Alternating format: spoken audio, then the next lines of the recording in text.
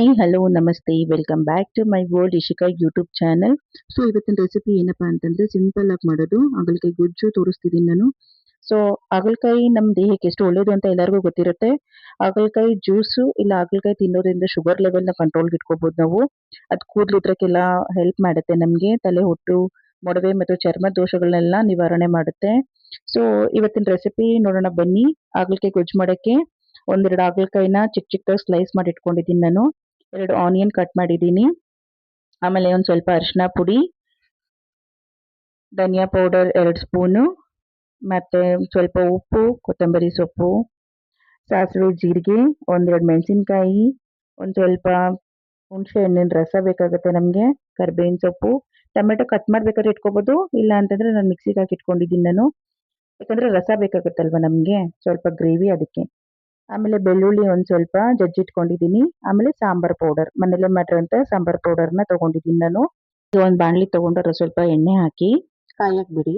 ಅದು ಕಾದ ನಂತರ ಅದಕ್ಕೆ ಹಾಗಲಕಾಯಿ ಕಟ್ ಮಾಡಿರ್ತೀರಲ್ವ ಅದನ್ನು ಹಾಕ್ಕೊಂಡು ಚೆನ್ನಾಗಿ ಫ್ರೈ ಮಾಡ್ಕೊಬೇಕು. ಅದನ್ನು ಫ್ರೈ ಏನಕ್ಕೆ ಮಾಡ್ತೀರಾ ಅಂತಂದರೆ ಅದರಲ್ಲಿರೋ ಕಹಿ ಅಂಶ ಎಲ್ಲ ಹೋಗಲಿ ಅಂತ ಅಷ್ಟೇ, ನೀನು ಇಲ್ಲ. ಡೈರೆಕ್ಟಾಗಿ ಬೇಯಿಸ್ಕೊಬೋದು, ಬೇಕಾದರೆ ನೀವು ಕುಕ್ಕರಲ್ಲಿ ಹಾಕ್ಬಿಟ್ಟು. ನಾನು ಅದನ್ನು ಫ್ರೈ ಮಾಡ್ಕೊತಿದ್ದೀನಿ, ಅದು ಬೇರೆ ಥರ ಇದೆ. ಅದನ್ನು ಬೇಕಾದರೆ ನಿಮಗೆ ಬೇಕು ಅಂದರೆ ಆ ರೆಸಿಪಿನ ತೋರಿಸ್ಕೊಡ್ತೀನಿ ನಾನು. ಸೊ ಇವಾಗ ಅದನ್ನು ಫ್ರೈ ಮಾಡಕ್ಕೆ ಬಿಡಿ. ಇವಾಗ ನಾವು ಹಾಗಲಕಾಯಿ ತಿನ್ನೋದ್ರಿಂದ ನಮಗೆ ಶುಗರ್ ಲೆವೆಲ್ ಎಲ್ಲ ಕಂಟ್ರೋಲಿಗೆ ಬರುತ್ತೆ, ಮತ್ತು ಕೂದಲಿದ್ರೂ ಸಮಸ್ಯೆ ಎಲ್ಲ ಹೋಗುತ್ತೆ. ಆಮೇಲೆ ವಿಟಮಿನ್ ಎ ಸಿಗುತ್ತೆ ನಮಗೆ, ವಿಟಮಿನ್ ಸಿ ಸಿಗುತ್ತೆ, ಫಾಲಿಕ್ ಆ್ಯಸಿಡ್ ಇರುತ್ತೆ, ಫೈಬರ್ ಜಾಸ್ತಿ ಇರುತ್ತೆ ಇದರಲ್ಲಿ. ಸೊ ಅದಕ್ಕೋಸ್ಕರ ನಾವು ಮಕ್ಕಳಿಗೂ ಅಷ್ಟೇ ಸ್ವಲ್ಪ ರೈಸಲ್ಲಿ ಹಾಕಿ ಇಲ್ಲ ಚಪಾತಿಗೆ ಆ ಥರ ಎಲ್ಲ ಗೊಜ್ಜು ಮಾಡಿಕೊಟ್ರೆ ಆ ಮಕ್ಕಳು ತಿಂತಾರೆ. ಅವಾಗ ಮಕ್ಳಿಗೂ ವಿಟಮಿನ್ ಎಲ್ಲ ಸಿಗುತ್ತೆ, ಫೈಬರ್ ಸಿಗುತ್ತೆ. ಈಗಿನ ಮಕ್ಕಳಲ್ಲಿ ಫೈಬರ್ ಕಂಟೆಂಟ್, ಫಾಲಿಕ್ ಆಸಿಡ್ ಕಂಟೆಂಟೇ ಸ್ವಲ್ಪ ಕಡಿಮೆ ಇರುತ್ತೆ, ಅದಕ್ಕೋಸ್ಕರ ಹೇಳ್ತಿದ್ದೀನಿ ಅಷ್ಟೇ. ಸೊ ಇವಾಗ ಅದು ಫ್ರೈ ಆದಮೇಲೆ ಅದನ್ನು ಪಕ್ಕಕ್ಕೆ ಇಟ್ಕೊಳ್ಳಿ.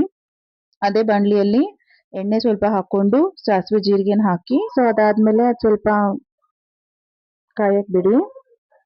ಅದು ಕಾದ ನಂತರ ಅದಕ್ಕೆ ನಾವು ಕಟ್ ಮಾಡ್ಕೊಂಡಿರೋಂಥ ಈರುಳ್ಳಿನ ಹಾಕಬೇಕು ನಾವು.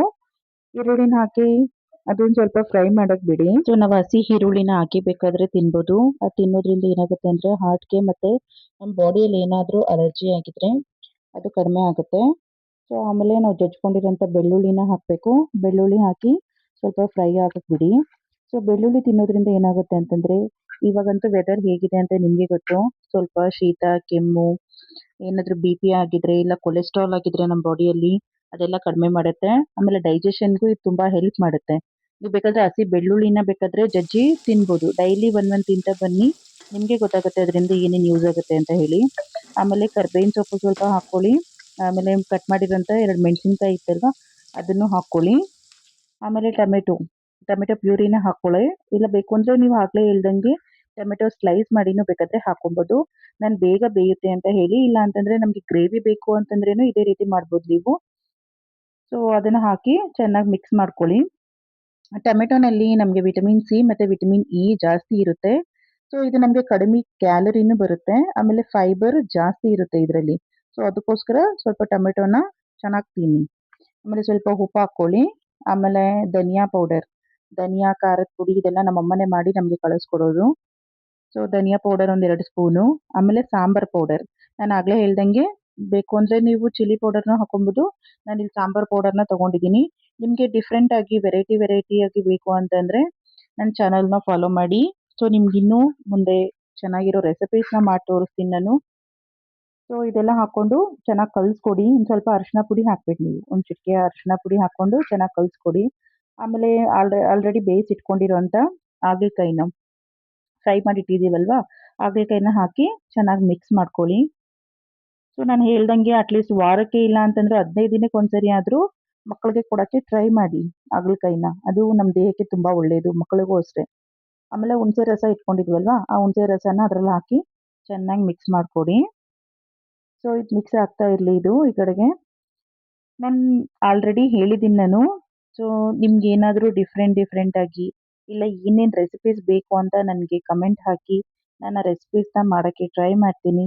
ನಾನು ಆಲ್ರೆಡಿ ಒಂದು ವಿಡಿಯೋ ಹಾಕಿದ್ದೀನಿ, ಅದನ್ನು ಬೇಕಾದರೆ ನೋಡಿ, ವಾಂಗಿಬಾತ್ ಗೊಜ್ಜು ಹೇಗೆ ಮಾಡೋದು ಅಂತ ಹೇಳಿ. ನಿಮ್ಗಿನ್ನೂ ಯಾವ ಥರ ವೀಡಿಯೋಸ್ ಮಾಡಿದರೆ ಚೆನ್ನಾಗಿರುತ್ತೆ ಅಂತ ಹೇಳಿ. ನನಗೆ ಡೈಲಿ ಲಾಗ್ ಮಾಡೋಕ್ಕೂ ಇಷ್ಟ ಆಗ್ತದೆ. ಸೊ ಯಾವ ಥರ ಮಾಡೋದು ಏನು ಅಂತ ಸರ್ಚ್ ಮಾಡ್ತಿದ್ದೀನಿ.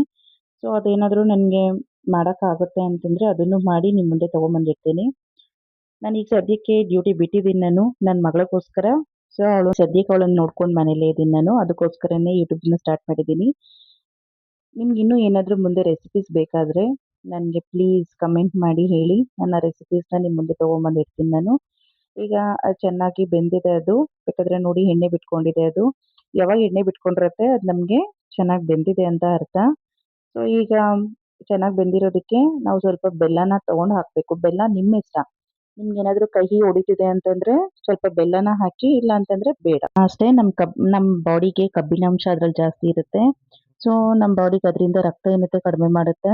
ಆಮೇಲೆ ನಮಗೇನಾದರೂ ಸುಸ್ತಾದಾಗ ಇಲ್ಲ ಏನಾದರೂ ಟಯರ್ಡ್ ಆದಾಗ ಒಂದು ಸ್ವಲ್ಪ ಬೆಲ್ಲನ ಹಾಕ್ಕೊಳ್ಳಿ ಬಾಯಲ್ಲಿ. ಸೊ ಅದು ನಿಮಗೆ ಬೇಗ ಎನರ್ಜಿನ ಕೊಡುತ್ತೆ. ಸೊ ಆಮೇಲೆ ಅದಕ್ಕೆ ಮೇಲೆ ಸ್ವಲ್ಪ ಕೊತ್ತಂಬರಿ ಸೊಪ್ಪನ್ನ ಹಾಕಿ, ಸೊ ನಮ್ಮದು ಇವತ್ತಿನ ಡಿಶ್ ರೆಡಿಯಾಗಿದೆ. ಟೇಸ್ಟಿಯಾದ ಹಾಗಲಕಾಯಿ ಗೊಜ್ಜು. ಸೊ ಹೇಗೆ ಅನ್ನಿಸ್ತು ಇವತ್ತಿನ ವಿಡಿಯೋ? ಪ್ಲೀಸ್ ಇಷ್ಟ ಆದರೆ ಒಂದು ಸಬ್ಸ್ಕ್ರೈಬ್ ಮಾಡ್ಕೊಳ್ಳಿ, ಆಮೇಲೆ ಲೈಕ್ ಮಾಡಿ, ಕಮೆಂಟ್ ಮಾಡಿ. ಬಾಯ್ ಬಾಯ್ ಫ್ರೆಂಡ್ಸ್.